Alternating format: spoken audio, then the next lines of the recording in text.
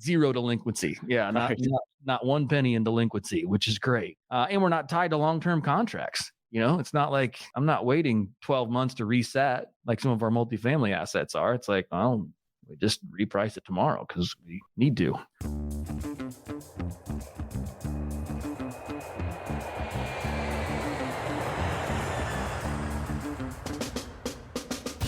Welcome to Passive Income Pilots, where pilots upgrade their money. This is the definitive source for personal finance and investment tactics for aviators. We interview world-renowned experts and share these lessons with the flying community. So if you're ready for practical knowledge and insights, let's roll.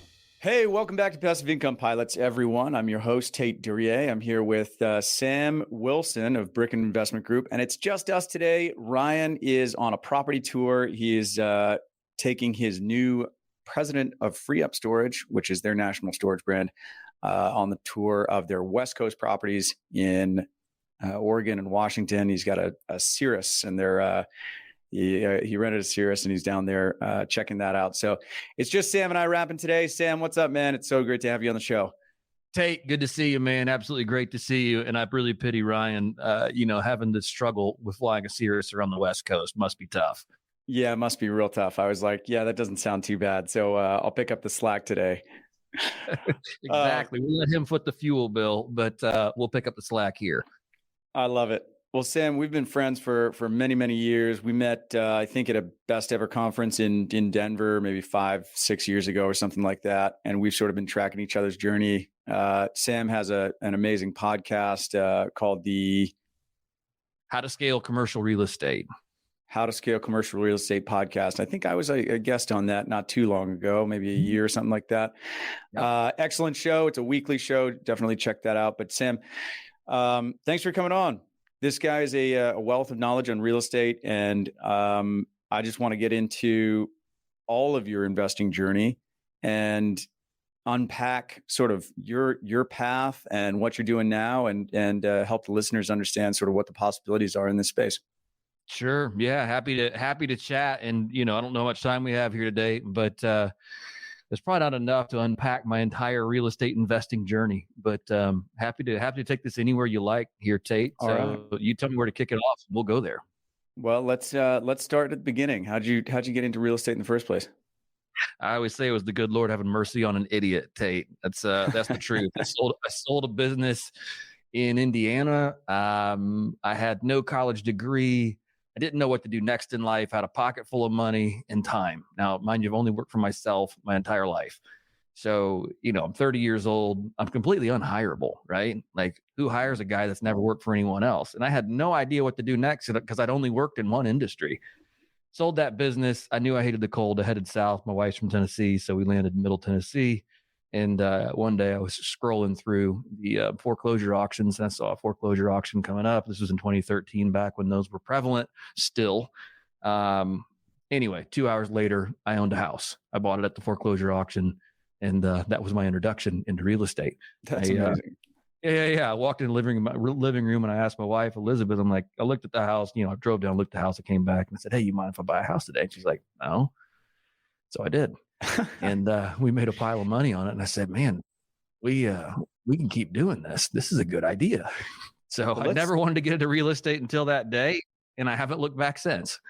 Let's jump into that for anybody that doesn't know what a foreclosure auction is or how it works. And first of all, was that Memphis? Nah, that was in a little town, or just say Coffee County, little county. Okay. In Middle Tennessee. There's really no major cities anywhere in Coffee County. Gotcha. Okay, cool. You're in Memphis now, right? That's correct. Yeah. So anybody who is based there with FedEx, definitely look up Sam and try and buy him a beer. So foreclosure auctions, how do these work? Yeah, that's a long conversation, and I got really lucky in that what we bought I wasn't the proud owner of a second mortgage, which you can do at a foreclosure auction. Mm-hmm. There weren't a bunch of IRS liens against it. There weren't all these things that kind of dirty up the title, right? That could have made that deal really sour. I ended up buying a house. It was a first position lien that was being foreclosed on. I bought the house and it was just off to the races. No big deal. And a foreclosure auction, of course, is when somebody just doesn't pay their mortgage. I mean, they stop paying their mortgage, and the bank then, and every state kind of handles this in different ways. So we won't get into the nuances of what those are, but in the state of Tennessee, they require a attorney to then go to the auction block, which here in Tennessee, it's handled at the courthouse steps. So you literally just walk up to the courthouse steps, and there's a guy looks just like you in a golf shirt sitting there reading off a bunch of papers, selling houses. I mean, you'll watch millions of dollars at a time trade hands right in the courthouse steps like it's 150 years ago. It's like, what is going on here? The weirdest thing, I think, still, of just how that process works. But yeah, I literally was out on the courthouse steps, and I was the only bidder at the auction. So the guy's like, hey, whatever the price was, and I'm like, $1 over. There was nobody else there to bid against me. Yeah, no, times have changed. On that front. Yeah, there's 100 people at that auction now. So that's a different deal. Well, all right. And I don't want to get too deep into that, but if people want to find out more about foreclosure auctions, do you have any good places that they can go? Yeah, it's a tough one because there's a lot of misinformation, I will say, out there. I don't really like that word, but anyway, there is a lot of incorrect information out there about foreclosure. You go to a website, not to bash anybody, but you go to foreclosure.com. Those are true after auction foreclosures. So now the bank has already taken those houses back. You are buying a house that's already been foreclosed on. I guess I should call them pre-foreclosure auctions, because what I was buying on was before the bank had completely taken it back. Got it. But that's data. I mean, I would oftentimes see houses on foreclosure.com that had sold 2 weeks ago at auction that I was at. I'm like, why is this on this website? This data is so outdated. I don't know how they stay in business, to be honest with you. I never, as someone who's in that space for many years, I never quite understood their model. So I'm like, this is worthless information. Yeah. So a lot of those are listed. If you want to just start to get a feel for it, many states, again, are 150 years behind the times. So you can get in your local newspaper and look up the ads in the ads section, and it'll be listed under public notices. So you'll start to see all these public notices. And I hired VAs and all kinds of people to scour those ads and build spreadsheets for us and tell us when they were happening, because there was no way to track it except for through your local newspapers, which is kind of crazy, but it's the way it works. Well, so do you still do that, or did you take a different path? Oh my gosh. Yeah. You know the answer to that question, buddy. Yeah. In 2018, I mean, we were hot and heavy into housing. We, of course, then started buying, we were all doing all single family houses, and started doing a bunch of online marketing, buying stuff through Google ads, launching websites, started doing a bunch of flipping. And in 2018, which, how wrong was I? That's one of the things you'll learn along the way, is that I was like, my gosh, I feel like everything's overbought. And this was especially true here in the Memphis market. Hedge funds had come to town. I mean, they were paying 98 cents on the dollar for stuff they'd never even seen the inside of. And it's like, wow. I can't as a small investor on the block, I can't compete with that. I can't absorb that risk, because I don't have $100 million to come spend in the city of Memphis. And be like, okay, well, we lost $10,000 on that house. $10,000 still means a lot to me. And so I just couldn't compete with the big guys anymore. And I also felt like there was looking for something that I could scale. And there's people that have figured out how to scale the single family rental game, but in my opinion, it's a slow game to scale. I mean, it is. I feel like most people, even now, you're buying something. I mean, right. I mean, most people tend to graduate out of the single family home market as they mature as an investor, right? Yep. Even passive investors, I feel like, graduate out of that game. Like, yeah, I own 5 of them, and then I sold those off, and now I'm a passive investor into larger, commercial real estate syndications, just for the same reasons that we are the active investors in those, is that they're scalable, is that the returns are more meaningful. Generally, the return on time is greater. The return on investment potential is greater. You're no longer trading on comps. You're trading on net operating incomes. Absolutely. So those are a lot of the reasons I said, look, I got to get out of this. Started buying parking lots and parking garages, which was great all the way into the pandemic. And then the pandemic happened. Right. Good timing, buddy. Yeah. Which we sold in January of 2020. And we avoided buying some really large portfolios actually in January of 2020. And so I came out of that smelling like a rose. But I also kind of lost momentum because it was really in 2020. It's like, okay, we can't buy anything. We can't underwrite it. I mean, who was paying for parking? Right. Nobody. Who was paying for parking across the U.S.? Nobody. I mean, parking garages were empty. Banks weren't loaning on it. There's no, again, back to the bonus or back to the blessing of commercial real estate trading on net operating income. There's no net operating income to even underwrite. Right. Like, oh, well, look, we've gone 8 months without $1 in revenue. Congrats. Right. Well, and let's stop on the parking lots and parking garages quickly, because this was something we discussed years ago, was this strategy. And I thought it was really interesting because it's basically a covered land play, right? It's, you're buying it for the dirt, but it produces some income in the meantime. And I thought that was a really cool strategy. So you want to just sort of unpack that now that the pandemic's over? That might be a strategy, some listeners out there might be interested in.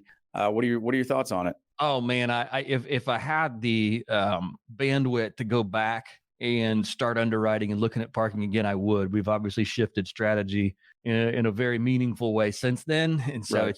it's just not in the cards. But yeah, it is a covered land play a lot of times, because you'll find maybe it's a 10,000 square foot parking lot in a central business district, and just right for someone to buy, hold it, collect the cash flow in the meantime, and then somebody else comes along and buys it for redevelopment prices. So you're not trading. We would buy it on net operating income basis. The next guy wants to buy it on a square foot basis, right? Which is fantastic, because they're like, well, shoot, I want to put an office building, I want to put a restaurant, I'll put something else here that's going to be highest and best use of this. So yes, it was absolutely a covered land play. Parking garages maybe not as much, just because they are incredibly expensive to build and incredibly expensive to tear down.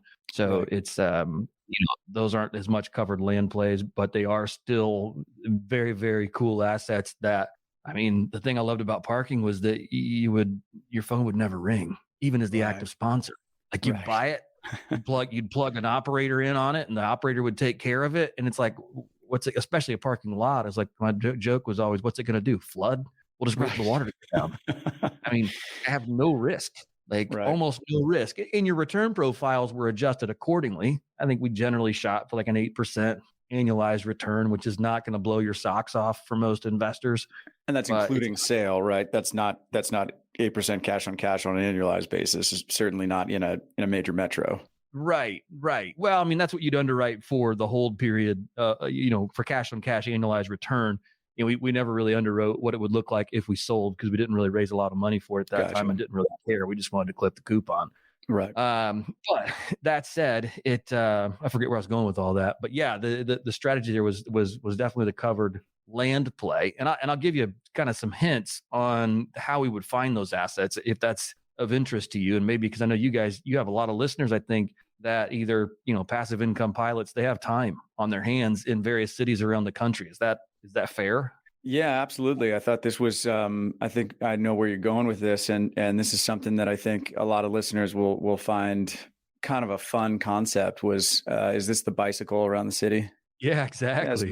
Yeah, so we have layovers all the time in different cities. And I've heard the strategy, and I've heard it debunked as well, where guys are like, yeah, my plan was to buy a house in every layover city, and then I did it, and then it was a management nightmare because I've got houses all over the place and tenant issues everywhere. So maybe you want to think twice about it. But I do, for anybody that's interested in buying some investment property where they're laying over, I love this idea. So Sam, you want to kick that off? Yeah, for sure. And I mean, you can do it with a bicycle, you can do it with a car. The problem for me on the parking lot deal was that they were concentrated in a very small area. Like, if you went to downtown Cincinnati, it's like, okay, Cincinnati's not that big, but still it's, you got a mile by 2 mile, maybe 2.5 by 2.5, call it max area that you're looking at buying parking lots in. But if you're going to drive your car up and down those streets and mark off where the parking lots are so you can skip, trace, and research who the owners are and reach out to them, you just can't do it. So I would throw my bike in the trunk of my car, drive to that city, get my bike out, and then I could just mark on Google Maps. I mean, just pin after pin after pin of everything I wanted to do. I'd pull up, stop, like, okay, it's a parking lot. That's cool. Drop a pin on it. Okay, go another 100 yards, find something else, drop a pin on it. You do the same thing. It's like driving for dollars, just on 2 wheels, not 4. And it was very, very effective. I actually really, really enjoyed that. But I think, like you said, people, if you've got time in each city, maybe it's not an effective strategy buying one rental house in 50 cities. That just sounds like a management nightmare.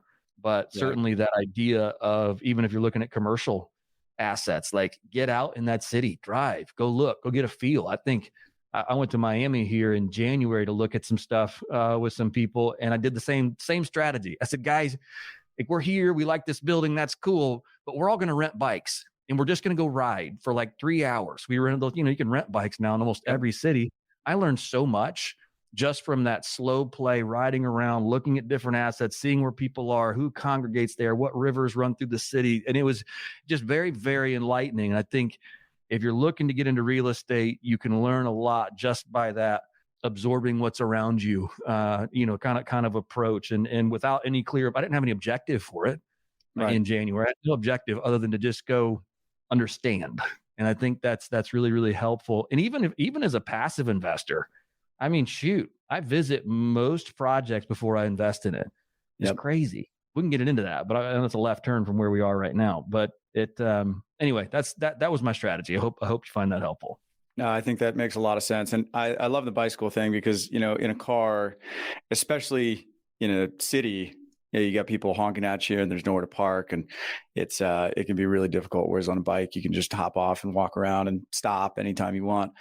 Yeah, you're moving too fast in a car to really, I think, get a feel for a place. But on a bike, like you said, you can stop 100 times and nobody cares. Exactly. And really get a boots on the ground feel. You said that you contacted the owners and you skip traced them. What does that mean? It's industry jargon. I'm sorry. A lot of these assets, actually almost all commercial assets, are held in an LLC name. And piercing that corporate veil can be very challenging. I use some paid services that cost me, maybe $300 to $500 a month, where I could get access by and large to a lot of that data. But even then, it wasn't that clean, just because owners intentionally, myself included, obscure who I am that actually owns the asset. Like, you might have an LLC that owns this particular asset, and then inside of that, I have another LLC that is the managing partner of that LLC. So now you don't have one, now you've got two LLCs to get through and figure out. And that LLC is the managing partner. I might have a registered agent that then takes care of managing all the registrations and everything for that LLC. But so by the time you've done all your homework, you might just wind up with some, office on the 15th floor of some random city. You're like, okay, I'm never going to find out who actually owns this LLC. And trying to figure out, I would say we were 80% effective.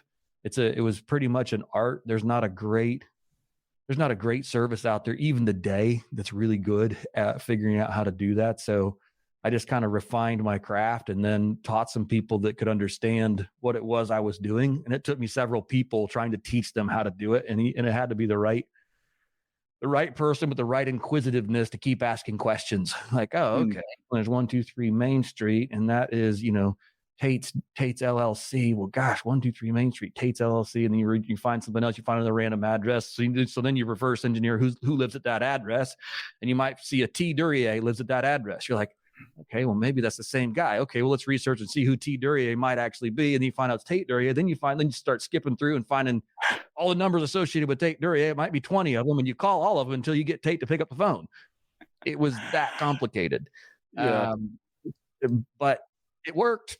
I mean, that's it worked. Great. What was the success rate once you got somebody on the phone? Because I mean, this is one of the things with real estate that this is why I love investing passively, is because all of these strategies sound really simple on the front end, right? It's like, you drive for dollars, you look at some properties, you find the owner, you call them up, you make some offers, but when you really look at where the rubber meets the road, it's it's a lot of hard work. It's a lot of hard work. Yeah, and not everything is that really convoluted. But it is when you're finding owners to your point, it is a lot of hard work. I forget what I was going to say there, but it is exactly that. Well, in any case, great strategy to rent a bike in a layover city if you're looking for an investment property, particularly if you're trying to, set up an Airbnb or a long-term rental property, just to have some physical assets in your portfolio. It's a really good strategy. So, all right. Yep. So after the parking lot thing, I know you've transitioned since then, and this is in conjunction with. I know the first time we met, your wife told me, she goes, "I'm building a laundromat empire." Yeah, and I'm like, That's pretty cool. I don't think I've ever heard anybody say that before. Those two words together, laundromat and empire. So, yeah, tell us about this. Yeah. So in the last 2 years, we've invested in a lot of different stuff. I've done deals with you. I've done deals with, Mhm. we've been capital partners on a lot of projects, which has been really fun for me. It's a side of the business I enjoy. And yes, Elizabeth, we've owned one laundry facility for 5 years, and it's just done amazing. I mean, I don't know why, Tate. I'm a slow learner. I didn't do real well in school. I'll be honest. It was not my I don't think I'm stupid. I'm a slow learner. So that said, I have to learn at my own pace. But um, we've done a bunch of different deals here in the last couple of years. We're partners on multifamily projects, self storage, land. I've got 3 RV resorts now that we own. We bought 3 RV resorts last year, which were fun. Those are great cash flowing assets. They kind of parallel actually what we're doing in the laundromat space. Mhm. But here at the end of 2022, I started looking around. I'm like, gosh, man, like I've got this one store, just one single store that we took from doing $4,000 a month to over $40,000 a month in gross revenue with less Wow. than $100 in traditional marketing. That's Wow. it. Like we're kicking butt and taking names. And to me, I have no investors in this store with me, so I can tell you what our average return profiles, but it's 25 to 30% annualized cash on cash return to me. That's incredible. And even on top of that, it takes me about 2 hours a month to run the store. I'm like, oh my gosh, like, So tell us the story. How'd you find yeah. this thing? How'd you buy it? Do you want the You know, truth or do you want the sanitizer? whichever one you think is more fun. The truth is I spilled whiskey on a comforter. All right. Uh-huh. And being an opportunist, and this is the problem being entrepreneurial, is that we see opportunity everywhere. And this is something I've talked to, and this goes back to 2022, the end of 2022. So this all will tie together. But one thing I think that entrepreneurs struggle with is that we always see opportunity like, oh, yeah, we could do that. Oh, we could do this. We could turn that into a pile of money. That'd be a blast. Shiny object syndrome. Shiny object. And also just like this, it's always exciting to do something new. So I'm in the middle of flipping houses in 2018. I think we did 18 or 20 houses that year. And I spill whiskey on a comforter one night, and I get to get on my phone to find the closest laundromat. I don't know where a laundromat. I don't go to laundromats, right? Right. Find a laundromat. It's about a mile and a half from my house. I drive there the next day. I've got this, stinking comforter now that I got to take in there. I'm like, hey, and the place was disgusting. I mean, like lights hanging in, cockroaches on the floor, the fuzzy TV in the back. Like you feel like you're about to catch a disease or get stabbed. You're like, oh my gosh, what am I doing in this place? I just need to wash a comforter and get out. And I look around and I go, wait, this looks just like another housing flip. Like this place is awful. Like this needs a renovation. And so Right. I asked the lady there that was working there. I'm like, hey, you have any idea who owns this place and if he'd ever want to sell? She was, I don't know. Here's his phone number. 3 weeks later, I owned a laundromat. That's Wow. yeah. It's All got right. How much you buy it for? You buy it cash? You finance it? no. I paid cash for it, and it was 25 grand that I paid, him, which is 25 basically grand. just a purchase of whatever remaining equipment he had left that worked. Because you got to remember that 80% of the equipment in there didn't function anymore. I mean, it was that Gotcha. bad, which Oh, is still the case. and what It's about still the case across the. what about the space? So it's leased. So you're not actually buying the. It's a lease space. Yeah, I mean, I'd love to buy the Gotcha. So building if I could. right. Yeah. Okay. Got it. So you're buying the remaining equipment that works for 25K Yep. and And the then, name. well, yeah, we changed the name, but yeah, Okay. we changed the name. And then, in short order, we put about $100,000 in remodel expense of our own money into the store. And then we put about $100,000 in equipment into the store. And it was like, all of a sudden we started seeing this thing turn around. We're like, oh, Did you wait. do any research ahead of time on demand and demographics and that sort of stuff, or did you just jump in? No, absolutely not. No. We do it very differently now. Like now I'm like, man, I got to have my demographic studies. I got to have my industry reports. I need to know how many people. I want to know, like, within a half a mile, how many households are single parent. I want to know, racial demographics. I want to know average income. I mean, I need to know everything now. Right. So we do it differently now. But it's kind of like buying the foreclosure where it's like, I don't know, we'll just give it a shot. I mean, what's the worst thing I'm going to do? Fail? I mean, I got 25 grand in it. I'm not going to go broke. Right. Yeah. I mean, I won't enjoy it, but I'm not going to go broke. Right. So that said, so let's call it all in. Maybe we had 125 grand in it. And in about 13 months, we had all of our capital back. I'm like, okay, well, Wow. this is working. And we have since then, gone on to completely remodel the store. I've got probably $600,000 in equipment now in that store. Mm-hmm. And, we run a robust delivery service. We've got, we do a ton of drop off. We handle some major accounts, like Airbnb. We got whole Airbnbs, like, customers that do like 50 Airbnbs at a time. And they're just constantly dropping stuff off at our store. We're fully attended. The place is brightly lit. So that's store number one. It's just, kicking butt and taking names. And that's how I got into the laundry business. And so at the end of 2022, I started looking around and I'm like, gosh, where else am I getting returns, both on my time and on my investment like this? Right. Even in RV parks. We bought another RV park in the middle of December and we were pretty excited about it. Going in cap rates of 15 cap, which is on commercial real estate. Right. So for those of you who are listening, what a cap rate is basically just a percentage of your purchase price compared to what its annual operating or net operating income is. So a 15 cap on $1 million property would mean it's throwing off $150,000 a year in net operating income for those that might not quite follow that. And for anybody just without context, typical cap rates for multifamily, self-storage, things like that are anywhere between 3.5 and 6.5 today.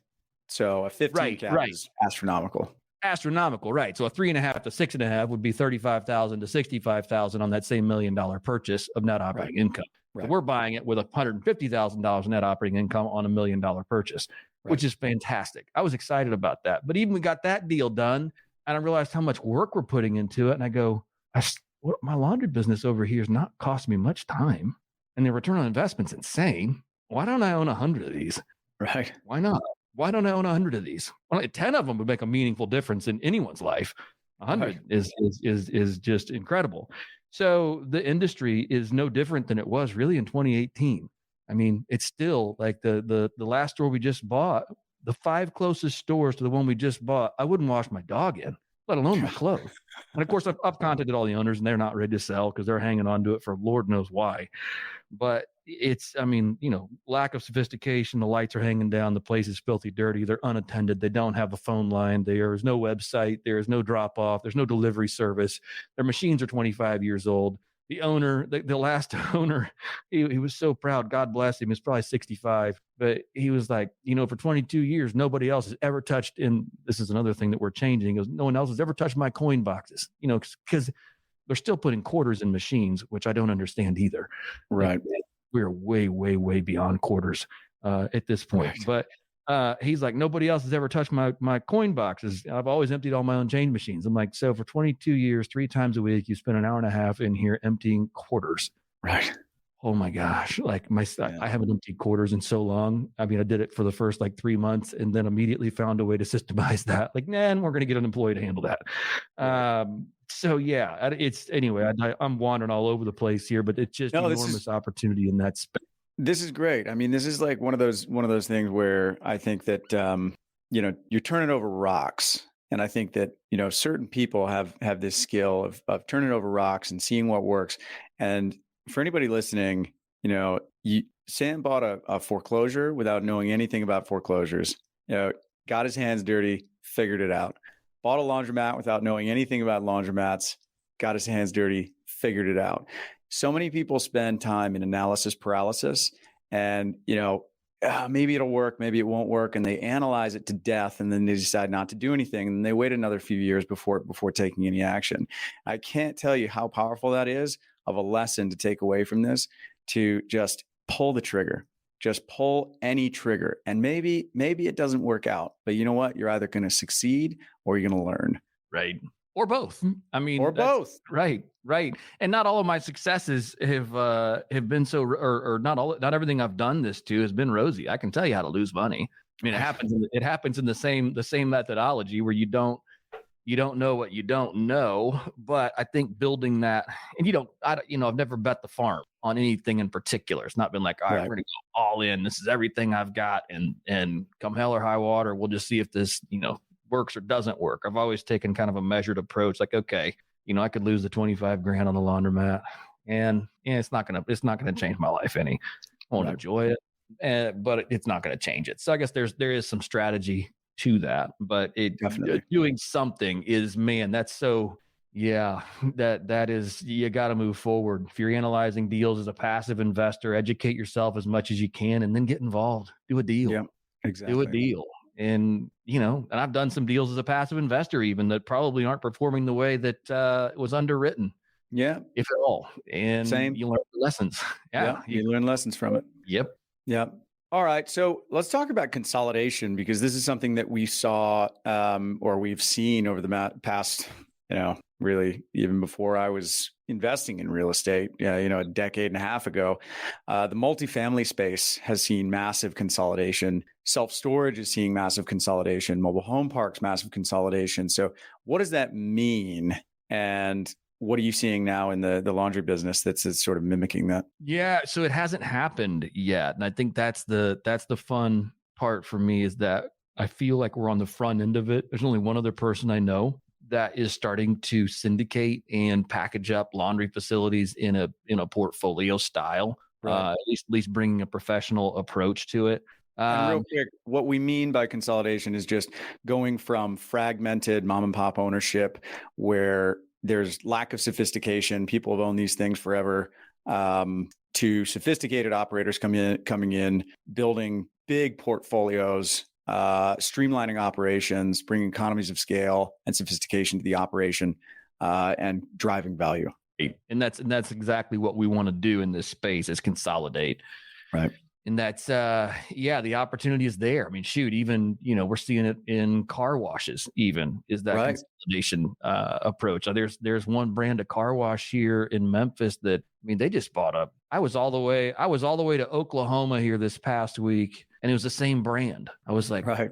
and it happened like overnight. Like, I don't know. I'd love to look up what the transaction size was, but it was pretty substantial to all of a sudden see this same brand in a matter of about 30 days just completely rebrand every store within a 500-mile radius of here in the car wash industry. We've seen Tide start coming into this space, which tells you something.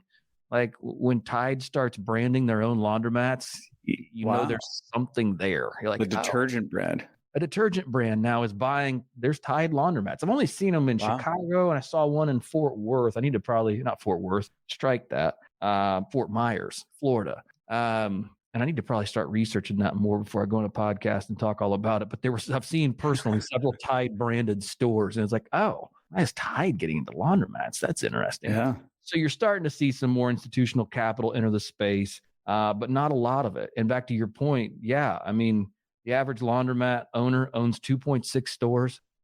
They do all the work themselves. They're still doing their machine repairs. They are still working the front counter in order to save on labor costs. They're still it's all of those things you just mentioned, that they're tired, they're old, they don't want to put. And that's the other thing, is that the cost of new equipment. I mean, we're retooling a store right now, and maybe this number won't be shocking for people investing in multifamily and, spending $100 million on a multifamily property, but in the laundromat space, and for that mom and pop owner that's 60 years old, thinking about plunking down another $600,000-$700,000 back into their store for new equipment, it's kind of daunting. Right. They're like, oh man, that's a lot of money, and it's going to take us a long time. They think in terms of how long is it going to take us to pay off that loan, and do I want to be 70 paying off that loan? I'm like, man, you can't afford not to put in $700,000 in new equipment. Like, it needs to go in now. Like, you can't afford not to have brand new payment systems. Like, going back to the quarters thing, it's like, why are we taking quarters still? It's not 1965. It's not. Like, we can pay with our phone. You guys aware of this? We can pay with credit card. We can pay with debit card. We can do laundry loyalty cards. There's a lot of different things you can do to, when I say not just consolidate the space, but consolidate it in a meaningful way, that then drives revenue, such that larger institutions later on will be interested in acquiring and getting into or buying a portfolio of stores that, like you said, are professionally run. So it's really, really low hanging fruit right now in the space. I don't think it's going to last forever, especially not with the return profiles we hit. But that's what I'm seeing right now on the consolidation front. That's really interesting. Wow. What about depreciation? What about the tax benefits from this stuff? Because, and we're going to do a deep dive with Toby Mathis from Anderson Advisors for anybody listening, backed by popular demand. It's going to be I believe sometime next week. And we're going to do a deep dive on depreciation and how all that works.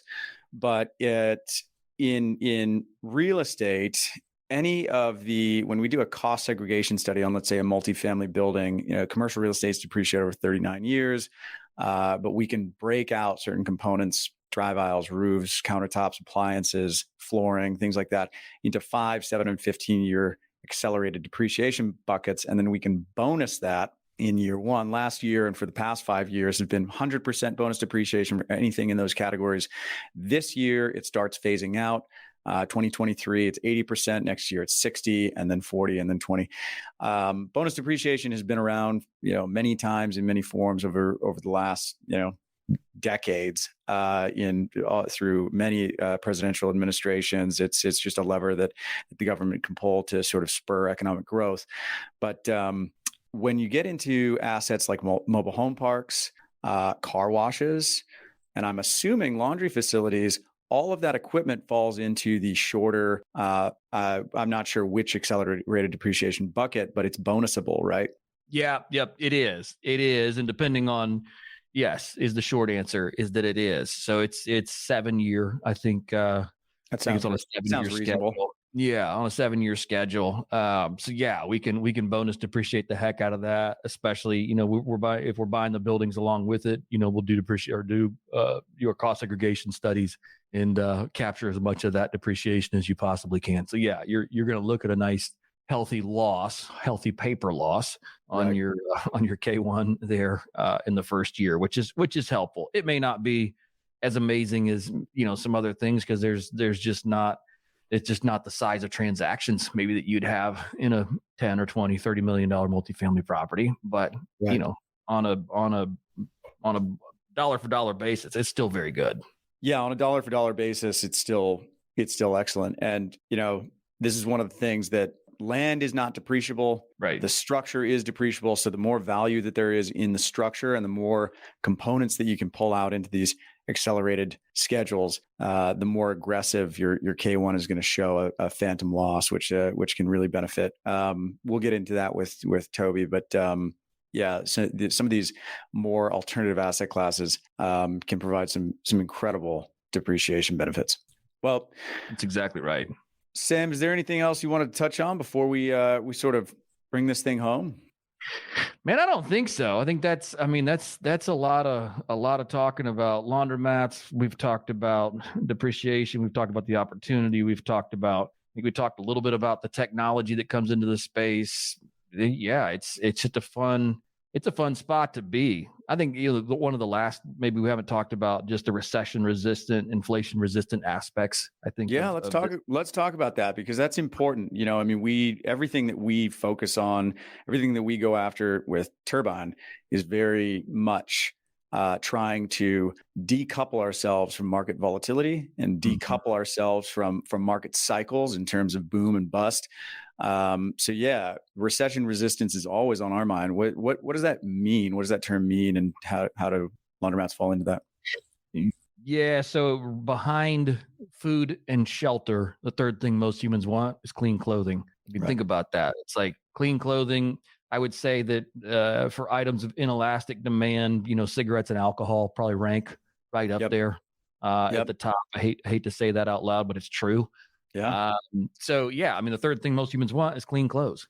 And the people that need laundry mats and laundry facilities, when times get tough, they don't need them less, need them the same and or more. They don't have, I don't know if you've seen, I was at Lowe's the other day, and it's like $1,200 for a new washing machine now. The demographic that needs a laundromat isn't going out and spending $2,400 on a washer and dryer when times get tough. It's like, okay, so it's a recession-resistant business. It's also an inflation-resistant business in that we can reprice our stores in about 30 seconds. Going back to the mom and pop model that have these 25-year-old machines where they got to go up and go through a series of programming codes and figure out how to change each machine. I can do it from my phone. I just change them 30 seconds. Okay, well, like last year, I think our utility prices doubled in like in the span of like 30 days. It's like, well, I mean, this sucks. I hate to do it, but you got to keep up with what's costing us money, and we need to stay profitable. So you got to raise prices.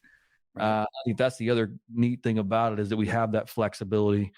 We have a $0 accounts receivable, which is also really, really fun. Is that we have Right. no dollars waiting out there to come in, even on the drop off and delivery side. It's all prepaid up front. Right. There's no delinquency. Zero delinquency. Yeah, Right. not one penny in delinquency, which is great. And we're not tied to long-term contracts. It's not like I'm not waiting 12 months to reset like some of our multifamily assets are. It's like, well, we just reprice it tomorrow because we need to. So anyway, those are a few things that I think also make it kind of a downside protected asset class that we're pretty excited about, especially right now, just not being real sure where things are going. Yeah, it's definitely turbulent times. I'm not really sure I don't think anybody knows exactly where this thing's going to go. Right. Indeed not. But that's it, man. Thank you, Tait, for having me on the show today. I do appreciate it. Sam, it's awesome talking to you as always. Laundromats, we're going to have to take a look. We'll have to talk offline sometime and take a look at some of the things you're doing. I love it.